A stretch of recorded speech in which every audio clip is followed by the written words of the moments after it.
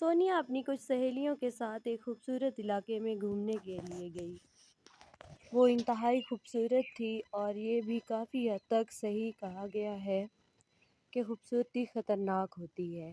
سونیا اور اس کی سہیلیاں ہوٹل سے باہر نکلیں اور سب سے پہلے ناشتہ کیا اور پھر پہاڑوں کی سیر کرنے کے لیے چل پڑیں۔ راستے میں بہت ہی خوبصورت مناظر دیکھنے کو ملے۔ وہاں پر بہت سے سیاح سیر کو آئے ہوئے تھے۔ انہیں میں سے ایک شخص بہت ہی خطرناک جگہ پر کھڑا اپنی سوچوں میں گم تھا۔ اس کو دیکھ کر یہ محسوس ہو رہا تھا کہ اس کا جسم یہاں پر ہو اور روح کہیں اور۔ سونیا اس کو دیکھے جا رہی تھی اور اچانک اس شخص نے چھلانگ لگانے کی کوشش کی تو سونیا نے اسے بھاگ کر بچا لیا اور اس کو ڈانٹنے لگی کہ آپ کے اس طرح کرنے سے آپ کی جان جا سکتی تھی، آپ ہوش میں آؤ۔ اس شخص کو پہلی بار یہ محسوس ہو رہا تھا کہ اس کی جان اتنی قیمتی ہے۔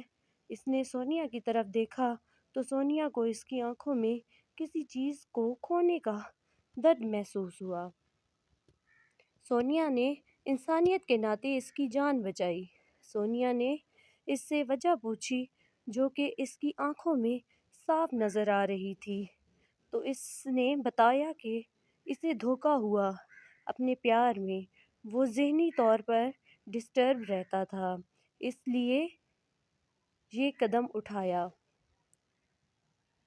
سونیا نے اسے بولا، کسی بھی ناکامی کا حل یہ نہیں ہوتا، آپ غلط ہیں، اپنی زندگی میں آگے بڑھیں۔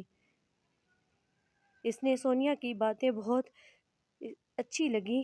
اتنے میں سونیا کی سہیلیاں وہاں سے جانے لگیں تو سونیا بھی چلی گئی۔ پھر جتنے دن وہ وہاں رہیں کہیں نہ کہیں اس شخص سے ملاقات ہو جاتی۔ پھر اس طرح ایک دن سونیا شاپنگ کے لیے گئی تو وہ بھی وہیں تھا۔ سونیا نے اس سے اس کا نام پوچھا تو اس نے جواب دیا روحان۔ پھر اسی طرح دونوں میں دوستی ہو گئی اور آخر کار بات شادی پر آ گئی۔ اب دونوں کی واپسی گھر تھی اور اتفاق سے دونوں ایک ہی شہر میں رہتے تھے۔ گھر آ کر دونوں نے گھر والوں سے شادی کی بات کی اور ایک دن دونوں کی شادی ہو گئی۔ روحان بہت ہی پیار کرنے والا شخص تھا۔ روحان اور سونیا ایک خوبصورت زندگی بسر کرنے لگے۔